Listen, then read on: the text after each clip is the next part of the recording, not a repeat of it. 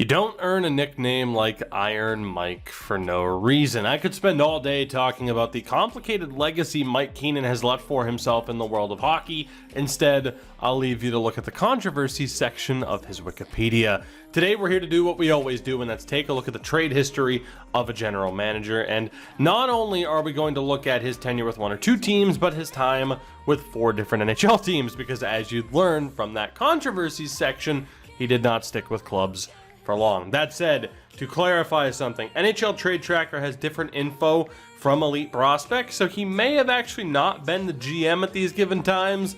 Regardless, we're going forward with it because Mike Keenan's history is what won the poll on Patreon to have this be a video. So with that said, let's get started. Mike Keenan's GM trade history, and we start off in Chicago. His first trade listed here, June 29th of 1990. He sends Denis Savard to the Montreal Canadiens in exchange for Chris Chelios and the pick that eventually became Michael Pomykter, I'm guessing. And this is a loss. Now, Chelios stayed in Chicago for over 8 seasons, while Savard was only in Montreal for 3. However, the difference maker here is Savard winning the Stanley Cup with Montreal in 1993. So again, a loss to start off for Keenan.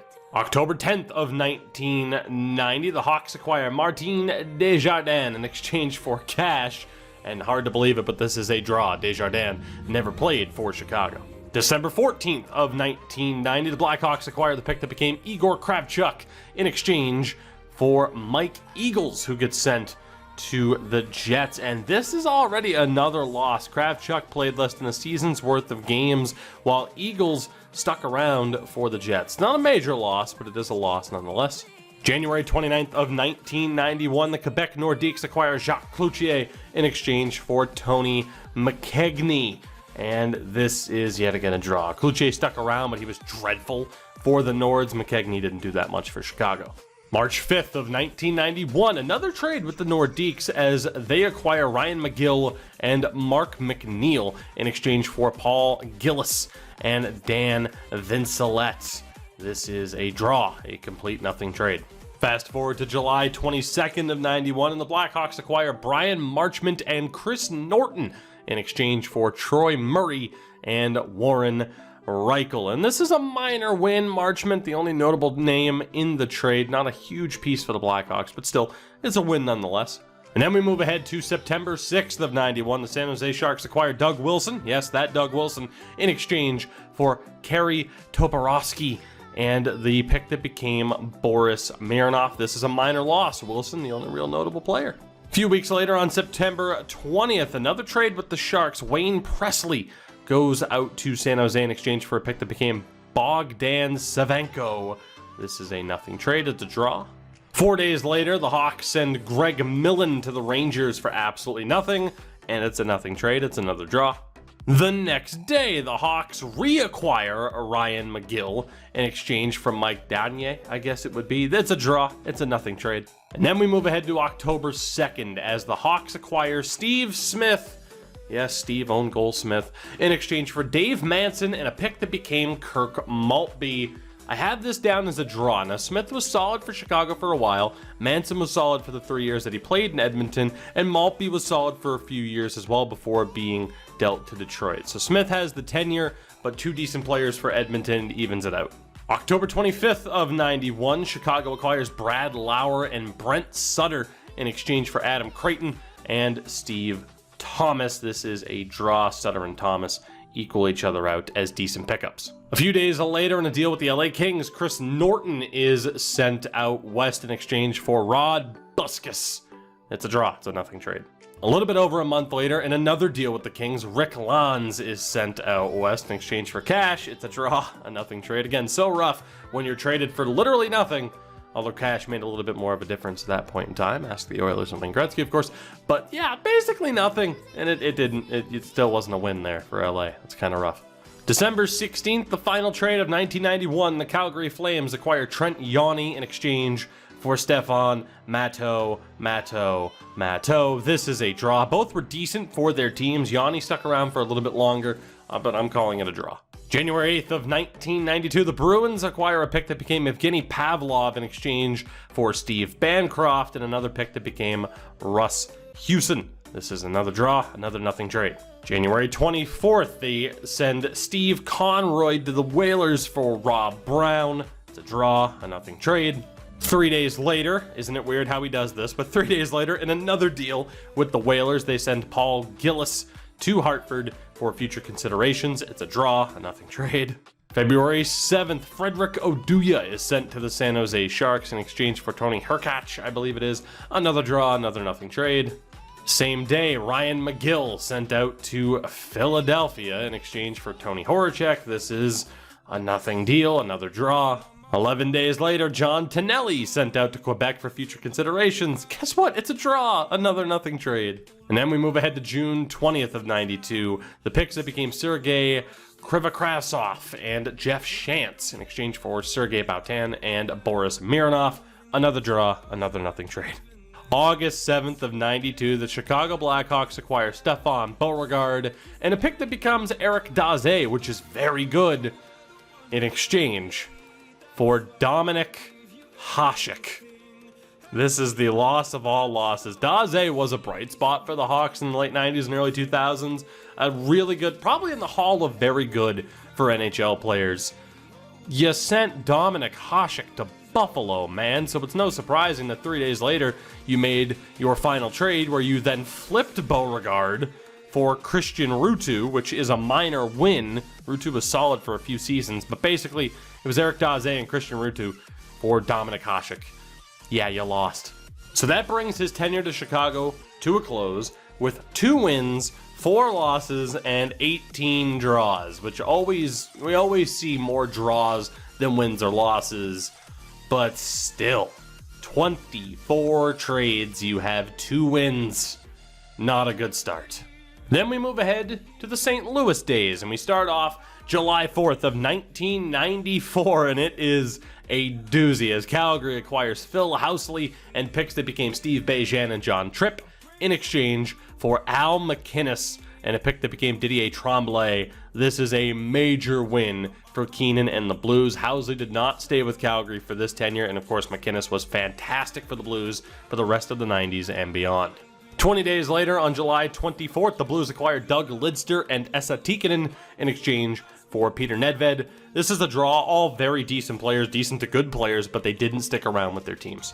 August 19th, they send Jim Montgomery to the Habs in exchange for Guy Carbonneau. This is going to be a draw as well. Neither really stuck around with their teams. August 29th, they send Jason Marshall to the Ducks in exchange for Bill Holder, and this is going to be a minor loss. Marshall stuck around on Anaheim for a bit. Bill Holder did not stay with St. Louis. October 6th, the Blues acquire Adam Crichton in exchange for Tom Tilley. It's a major win. Crichton stuck around for a little bit. Tilley really didn't do anything on the NHL level. March 6th of 95, San Jose acquires Craig Janney and cash in exchange for Jeff Norton and a pick that became Rick Barry. This is going to be a minor loss. Janney stuck around for a season and a half in San Jose, but he was pretty good in that time, so very minor loss, but a loss nonetheless.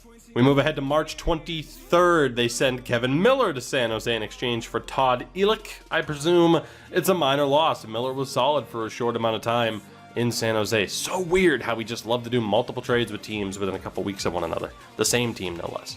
April 7th of 1995, the Blues acquire a pick that becomes Libor Zabransky in exchange for Dan LaPerriere and Eric Kaminsky. This is a draw, a nothing trade. We move ahead to July 8th of 95. The Ducks acquire a pick that became Blaine Russell in exchange for a pick that became Dennis Hamill. This is going to be a draw as well. But then, on July 27th, something happens. The Blues send Brendan Shanahan to the Hartford Whalers in a 1-for-1 trade for Chris Pronger. This is another gigantic victory. Shanahan didn't stick around in Hartford. A lot of you might not have known that he even played for them. You know, you often probably think of him as a member of the Red Wings. But yeah, Pronger, elite for basically his entire career. That's a huge win.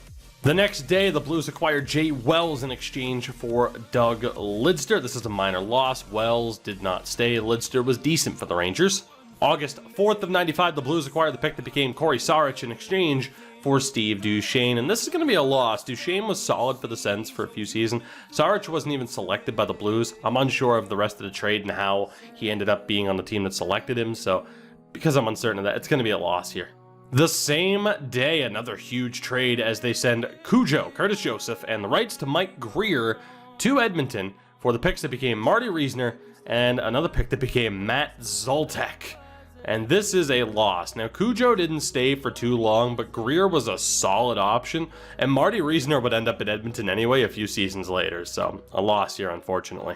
September 28th of 95, the Blues acquired Dallas Eakins, yes, that Dallas Eakins, in exchange for a 4th-round pick that became Ivan Novoseltsev. This is a loss. Eakins, not a great NHLer. Novoseltsev was solid for the Cats for a while. October 2nd of 95, I already mentioned Guy Carbonneau in this video. He is sent to Dallas in a 1-for-1 for Neil Broughton, and this is a massive loss. Broughton played less than 20 games for the Blues. Carbonneau would stay in Dallas for years, at least 4 years. He would go on to win the Stanley Cup with the Stars in 1999. Same day, they send Rick Zombo to the Boston Bruins, one of the best names in hockey ever, for Fred Nipschier. And this is going to be a minor loss. It could be a draw, but Zombo played a decent amount of games in his one season in Boston. Nipschier played 1 NHL game. November 1st of 1995, the Devils acquire Esa Tikkanen in exchange for a pick that became Billy Nieminen. And unfortunately, it's a draw. Esa didn't stay. Nieminen wasn't even selected by the Blues. That pick was sent eventually to Colorado. November 7th, they send Pat Jablonski to the Montreal Canadiens in exchange for J.J. Daniel. And this is it's another draw. Hate to tell you, they equal each other out. December 28th of 95, the Blues acquire Stefan Matto in exchange for Ian LePerrier. And this is a minor win. Matto was okay for 2 seasons. LePerrier didn't really take off with the Rangers. It wasn't until he went out west to Los Angeles that he really started to kind of get a foothold in the NHL. January 4th of 1996, in a deal with Edmonton, Donald Dufresne and Jeff Norton sent out to the Oilers in exchange for Igor Kravchuk and Ken Sutton. Norton and Kravchuk were the highlights. They even out one another. It's another draw. Go figure. End of the month, July 29th, in a deal with Washington, they acquire Rob Pearson in exchange for Dennis Chassis. Denny. Regardless, this is a draw. Could be a minor win for the Blues, but really it evens out. February 27th of 1996. The Los Angeles Kings acquire Craig Johnson, Patrice Tardif, Roman Vopat, a pick that became Peter, Don't Call Me Hulk Hogan, and that Matt Zoltek pick in exchange for Wayne Gretzky. And this is a loss, and I know it's crazy, but Gretzky left after less than 30 games, no Stanley Cup in hand. Craig Johnson was a King until 2003. It's a win for Los Angeles and a loss for Mike Keenan. March 8th of 1996, the Bruins acquire Kevin Sawyer and Steve Staios in exchange for Stephen Leach. It's going to be a draw. Staios and Leach kind of even out one another in terms of how long they were on the team. Staios obviously would go on to bigger and better things in his career. March 15th of 96, the Blues acquire Craig McTavish, yes, that Craig McTavish, in exchange for Dale Hawerchuk. R.I.P. there. This is a loss for the Blues. McTavish was okay, but Hawerchuk went to the final in 1997 with Philadelphia, so another loss. A few days later, on March 19th, the Sabres acquired Dennis Hamill in exchange for Charlie Huddy and a pick that becomes Dan Corso. This is going to be a loss. Hamill was pretty solid for the Sabres. Nothing really came of Huddy or Corso. March 20th of 1996, in another trade with the Sabres, the very next day, in fact, because of course, the Blues acquire Yuri Kumleyev and Andre Podkonecki, Jesus, these names, in exchange for Jean-Luc Grandpierre, a pick that became Corey Sarich, and Maxim Afinogenov. It is a loss solely for Afinogenov alone, easily the best player in the trade, no disrespect to Corey Sarich, who was solid, and even Grandpierre, who was decent. And the same day, in his last trade as the GM of the Blues, they acquired a pick that became Steven Wagner in exchange for old J.J. Daniel, and this is a minor loss. J.J. was decent for the Penguins. So that brings us to the end of Keenan's tenure with the Blues, with a slightly better record, 4 wins, 14 losses, and 9 draws. We then move ahead to Keenan's time as the GM of the Vancouver Canucks, and we start off this first trade January 2nd of 1998. The Canucks acquire Sean Burke, Enrico Ciccone, and Jeff Sanderson in exchange for Martin Gelinas and Kirk McLean, and this is a loss. None of the 3 the Canucks acquired stuck around, and Gelinas was very, very good for the Hurricanes. A little bit over a month later, on February 4th, the Canucks immediately flipped Jeff Sanderson to the Buffalo Sabres in exchange for Brad May and the pick that becomes Jimmy Olvestad. This is a loss. Now, May was good for the Canucks, but Sanderson went to that '99 Cup final with the Sabres. Have to give it to Buffalo as a result. The next day, they send Mike Sillinger to Philadelphia in exchange for a pick that became Garrett Persofsky. This is a loss. Sillinger may have been a journeyman, but was clearly the best player in the deal. The same day, on February 5th, they send a pick that becomes Anton Boot to the New Jersey Devils for Peter Zezel. It's a draw. Could be a minor win with Zezel, but it's not really that much. He was decent, but he only stuck around for a season or so. The next day, the Trevor Linden trade, as he is sent to the New York Islanders in exchange for Todd Bertuzzi, Brian McCabe, and a pick that became Jarkko Ruutu, and this is a gigantic win. It's a ridiculous return for just Trevor Linden. That's not to say Trevor Linden wasn't amazing, but Linden only spent 2 seasons as an Islander. Huge win for the Canucks, and clearly something that Mike Keenan was capable of doing is on occasion getting a gigantic win for his team. March 3rd of 98, the Canucks acquired the pick that becomes Curtis Valentine in exchange for Grant Ledyard. This is a minor loss. Valentine did nothing. Ledyard was okay for a decent amount of time. Could be a draw. I'm going to call it a minor loss. The next day, on March 4th, the Canucks acquire Garth Snow in exchange for the previously aforementioned Sean Burke. He was a Canuck for 2 months and 2 days, and I'm going to call this a minor win. Snow wasn't amazing, but he had a decent amount of time played over Burke's 1 season in Philadelphia. A few days later, on March 7th, Lonnie Bahonos is sent to the Maple Leafs for Brandon Convery. This is a nothing trade. It's a draw. And a week later, Jamie Huscroft is acquired for Enrico Ciccone. He loved trading away people that he acquired. You remember that first trade we talked about? All 3 people already traded away within 2 months. Really, 2.5 months. It's insane. This trade, again, a draw. Nothing really happening with it. March 23rd, Jason Strudwick is acquired for Gino Ochick. This is another draw. Both players are decent. They really equal each other out. And his final trade at the helm the next day, they acquire the pick that becomes Justin Morrison for Dave Babich and the pick that becomes Persofsky, which, yeah, that's what they got from Mike Sillinger. So basically, it was Justin Morrison to Philadelphia for Dave Babich, Garrett Persofsky, and Mike Sillinger. It's a draw, this individual trade, because Babich didn't really stick around, but you look at that trade as a whole, it could really be a loss. I'm being kind of nice here. All in all, Keenan's record with the Canucks, 2 wins, 4 losses, 5 draws. Not great. And with that, we move over to beautiful Cap Friendly, because they started their trade tracking in 2000. We move ahead to June 26th of 2004. Mike Keenan now at the helm of the Florida Panthers. In this first trade, they acquire the pick that becomes David Shantz in exchange for the picks that became Enver Lissen and Zdenek Bahensky.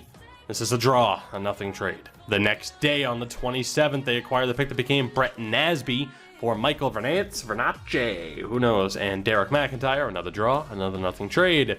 Same day, they acquire the pick that becomes Matt Duffy in exchange for Darcy Hordichuk. This is obviously a loss. Hordichuk was a decent NHLer.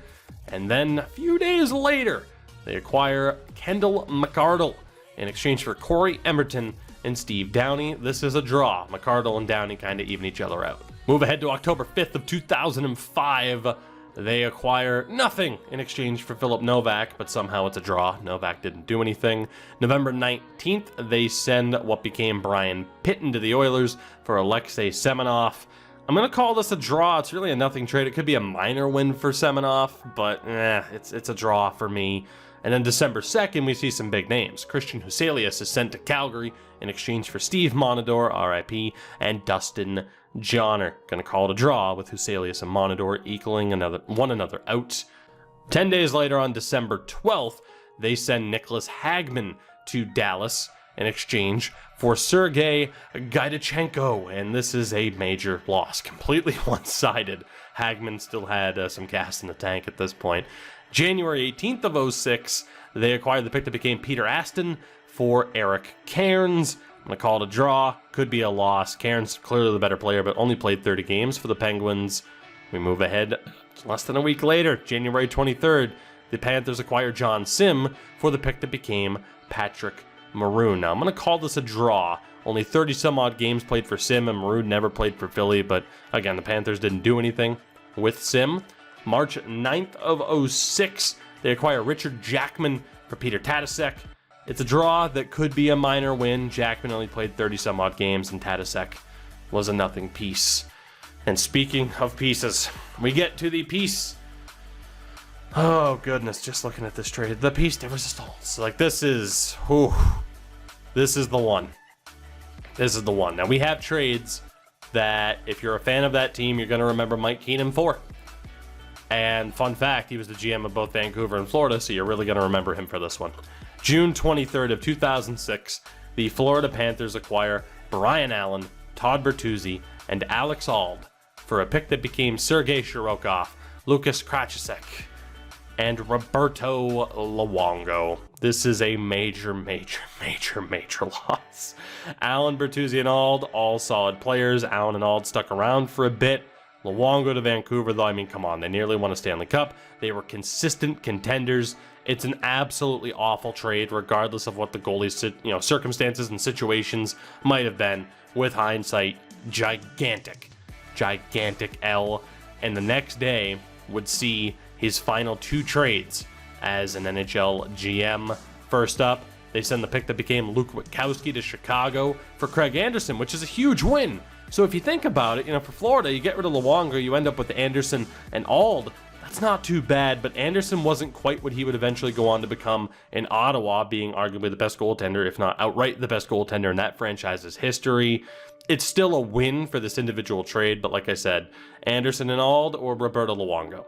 You probably should have kept Luongo. And then his final trade, like I said, same day. It's a very minor trade. It's a draw. Derek Lapointe for Matt Rust. So his Panthers tenure comes to an end with a record of 1 win, 3 draws, or 3 losses and 10 draws. So 1 win, 3 losses, 10 draws, for an overall record of 9 wins, 25 losses, and 42 draws.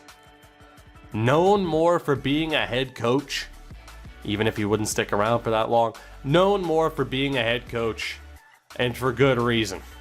Iron Mike was a garbage GM. But I'll give him credit for this.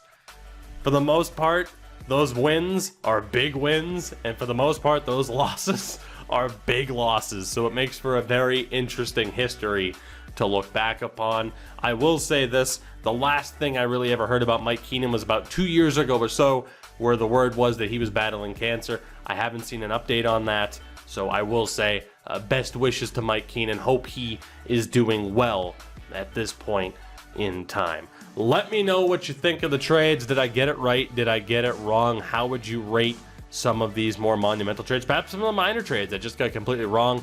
Let me know what you think. Again, like I said, there is some mixed results in terms of whether or not he was actually the GM at this point, but hey, makes for a more interesting video to at least look at this while we know he was with those teams.